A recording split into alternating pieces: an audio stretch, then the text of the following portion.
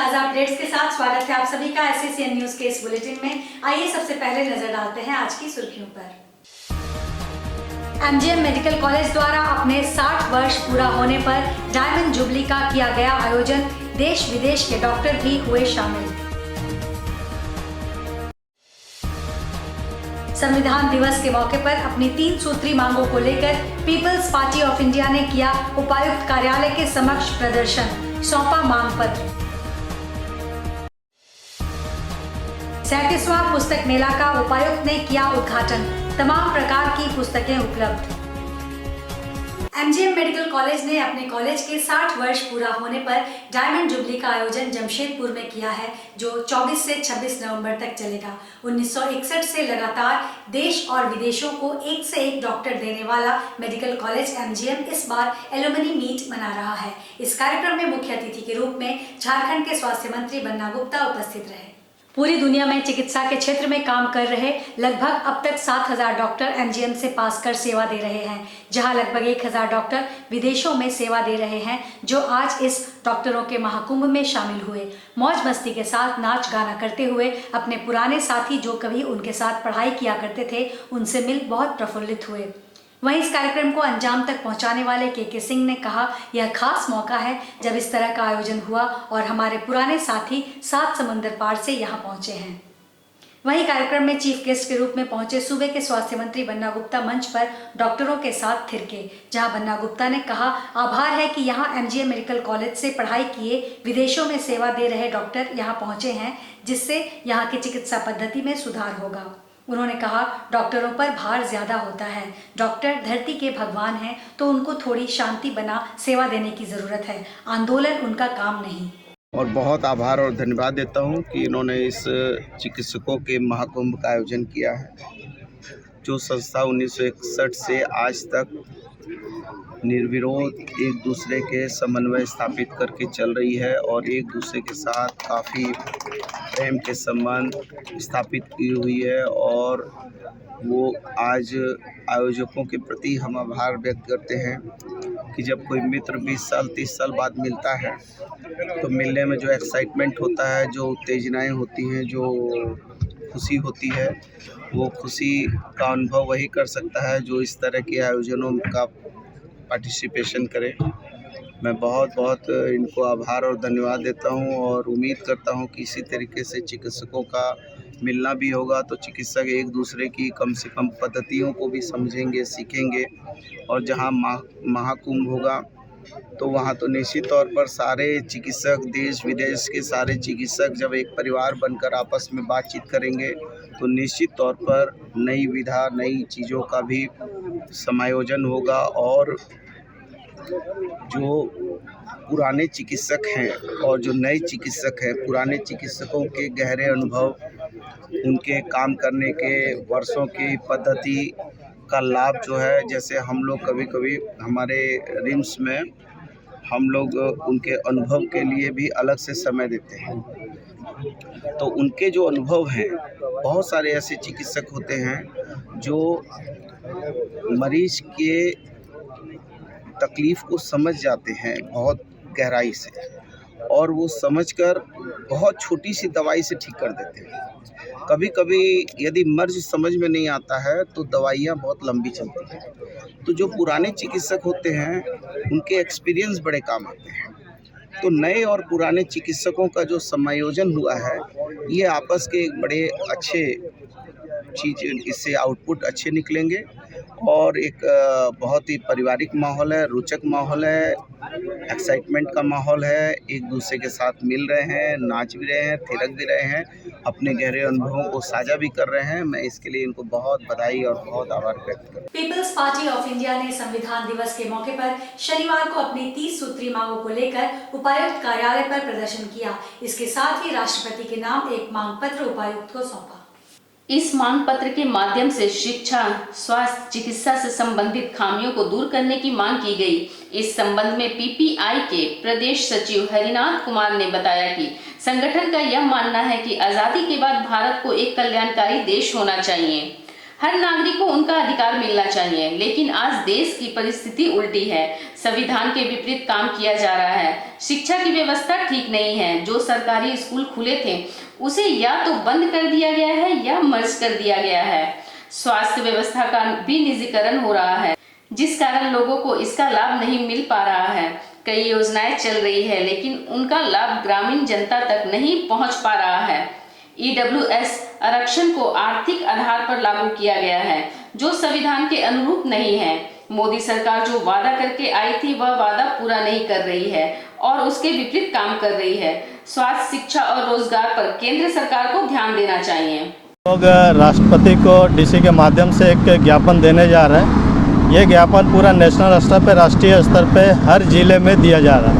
ठीक है, संविधान दिवस के अवसर पर हम लोगों ने 30 सूत्री मांग को लेके ये ज्ञापन आज हम लोग देने जा रहे हैं, क्योंकि हम लोग, हमारा पार्टी का ये मानना है कि पिछले 70-73 सालों में जब से आपका आज़ादी मिला है और संविधान जब से लागू हुआ है, तब से संविधान के अनुसार एक देश को कल्याणकारी राज्य होना चाहिए, हर नागरिक को वो अधिकार मिलना चाहिए। लेकिन आज देश की परिस्थिति पूरा उल्टा है, संविधान के विपरीत पूरा सारा काम किया जा रहा है। न तो शिक्षा की व्यवस्था ठीक से हो पा रही है। जो भी शिक्षा की व्यवस्था हुई थी, जो भी स्कूल खुले थे वो स्कूल भी बंद किए जा रहे हैं, मर्जर किए जा रहे हैं। ठीक है, और भी बहुत सारा स्वास्थ्य की समस्या है, क्योंकि हमारे जो देश में जो स्वास्थ्य की समस्या है वो आज के डेट में प्राइवेट कर दी गई है और हमारे देश के जो गरीब जनता है उसको स्वास्थ्य की वो लाभ मिल नहीं पा रही है। बहुत सारी योजनाएं भी चलाई जा रही है, लेकिन उस योजनाओं का लाभ भी हमारे जो आम जनता है, गरीब जनता है, जो गांव में रहने वाली जनता है, उसको सारे लाभ नहीं मिल पा रहे हैं। शुक्रवार को सांची में 37वां पुस्तक मेला का उद्घाटन जिले के उपायुक्त के द्वारा किया गया, जहां ग्रंथ और तमाम प्रकार के पुस्तक देखने को मिले। सांची स्थित टैगोर सोसाइटी के तत्वाधान में रविंद्र भवन परिषद में 37वां जमशेदपुर पुस्तक मेला की शुरुआत हुई। बताया जा रहा है कि यह मेला 3 दिसंबर तक चलेगा। मेला का विधिवत उद्घाटन जमशेदपुर के उपायुक्त मंजूनाथ भजंत्री ने दीप प्रज्वलित कर किया। इस अवसर पर टैगोर स्कूल के छात्र छात्राओं के द्वारा रंगारंग सांस्कृतिक कार्यक्रम भी प्रस्तुत किया गया।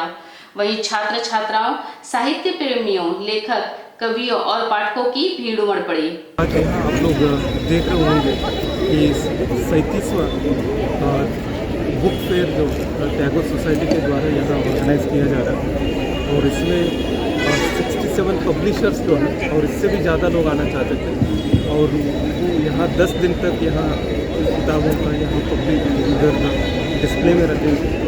और सभी लोगों से हम लोग अनुरोध करते हैं कि अपने बच्चों को और खुद भी आए और यहाँ किताबों को देखें और किताबों को खरीदें भी।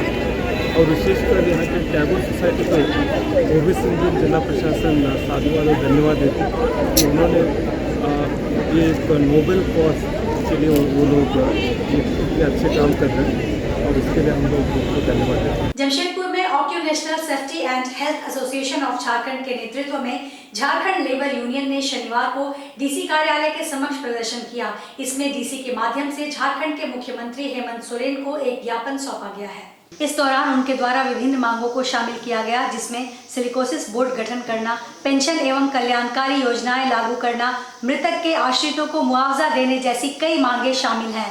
मजदूरों का प्रतिनिधित्व कर रहे ओशाज इंडिया जमशेदपुर के सुमित कुमार कार ने बताया कि सिलिकोसिस जैसे गंभीर मामले को लेकर सरकार से कोई निर्णय निकालने की मांग की गई है। अन्य मांगों में श्रम कानूनों का संशोधन कर तैयार किया गया 4 श्रम कोड को अविलंब निरस्त किया जाए, काम का समय 8 घंटा से बढ़ाकर 12 घंटे करने की कानूनी प्रावधान को तत्काल निरस्त किया जाए, इसे पूर्ववत 8 घंटा किया जाए। कारखाना एवं खदानों में मजदूरों की पेशागत सुरक्षा और स्वास्थ्य एवं सामाजिक सुरक्षा सुनिश्चित करने के लिए factories act 1948, ESI act 1948, mining act 1952 और एम्प्लॉयज कंपनसेशन एक्ट 1932 को लागू किया जाए। सभी सिलिकोसिस आक्रांत एवं मृतक के परिवारों को हरियाणा सरकार की तर्ज पर सहायता राशि और पेंशन दी जाए। सिलिकोसिस से पीड़ित मरीजों के लिए सभी ब्लॉक में हॉस्पिटल की व्यवस्था की जाए, जिसमें x ray machine, lung function test machine समेत अन्य मशीन उपलब्ध हो। पीड़ित परिवारों के युवा और युवतियों को सरकारी नौकरी का लाभ दिया जाए। सभी कारखानों एवं खदानों में श्रम कानून सख्ती से लागू किया जाए। एमजीएम कॉलेज अस्पताल में चेस्ट मेडिसिन एवं पेशागत बीमारियों का विभाग व जांच केंद्र खोला जाए समेत अन्य मांगे शामिल हैं। मैं उसका थेरेपिस्ट हूँ। नवंबर हमारा संस्था का 20वां वर्षगांठ, उस अवसर पर आज हम लोग ये दिन पालन कर रहे हैं। इसमें हम लोग एक नया मांग लेके आए हैं। ये नया मांग ये है कि झारखंड सरकार सिलिकोसिस बोर्ड गठन करे। और एक बात है, सरकार इस पर सोचे कि कई साल पहले झारखंड सरकार का निर्देश पर झारखंड सरकार ने ही अपना योजना एक पॉलिसी बनाया था कि झारखंड के सभी जिलों के सिविल सर्जन को वो सर्टिफाई करेंगे कि इसका कौन सिलिकोसिस है, कितना प्रतिशत आक्रांत है, ये सारा सर्टिफाइंग सर्जन। तो उनका एम्पावरमेंट हुआ था, लेकिन कोई भी सिविल सर्जन करने को तैयार नहीं है।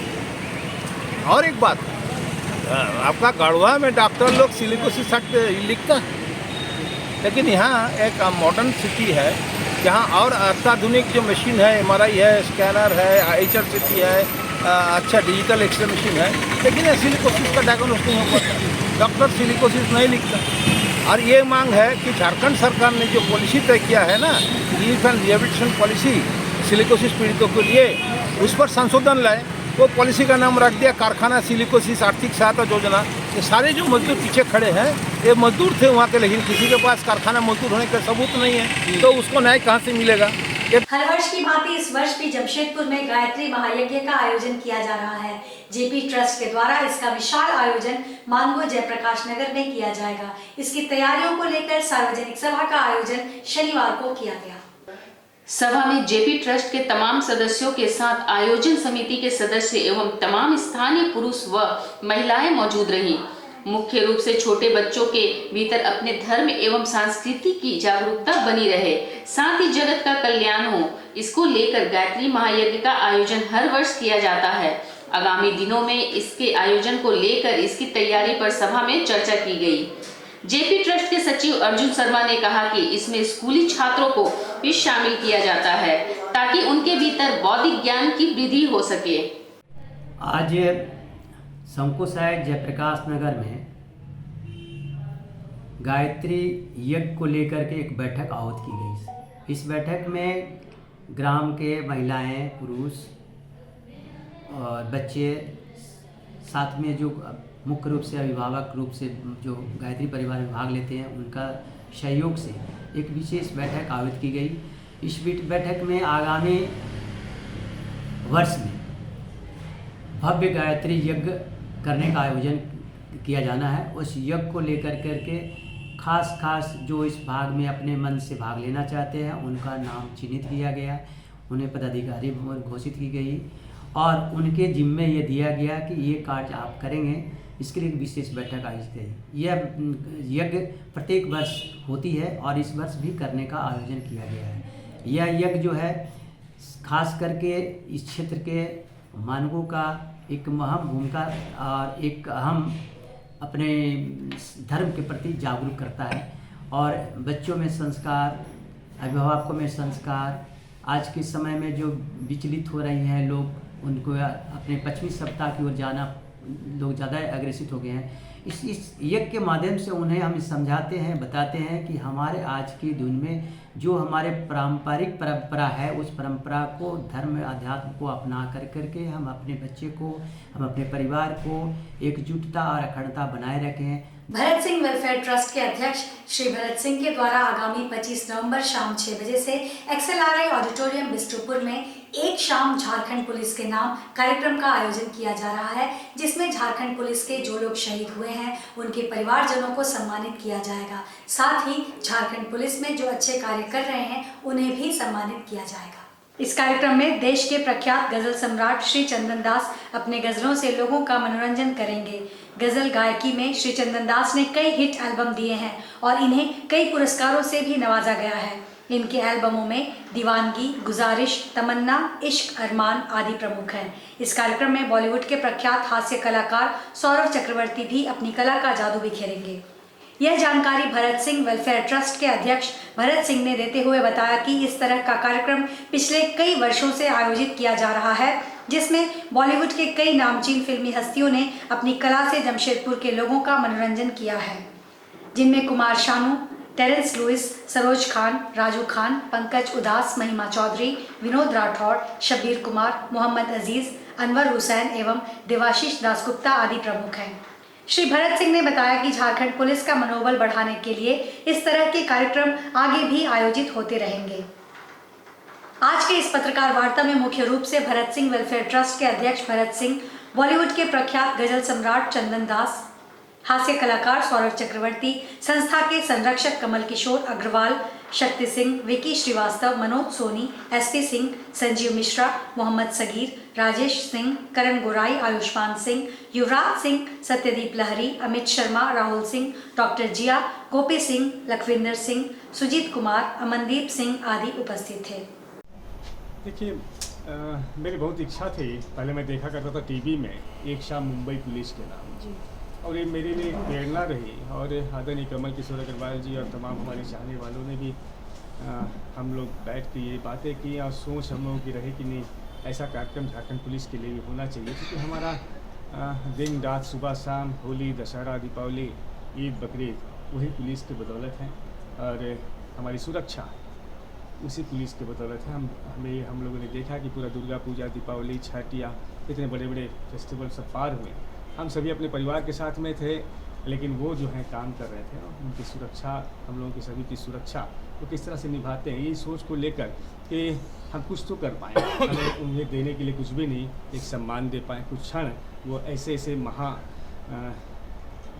गायकों के बीच में वो आए, उनको सम्मान, उनको सुकून कि 2 पल अगर हम दे पाएँ तो ये हमारे लिए गौरव का क्षण होगा, और हम कहीं ना कहीं आगे साल अपने आप को मान। आज के इस बुलेटिन में बस इतना ही। हम फिर हाजिर होंगे कुछ और नई खबरों के साथ। तब तक के लिए SCCN न्यूज़ की पूरी टीम की ओर से मुझे दीजिए इजाजत। नमस्कार।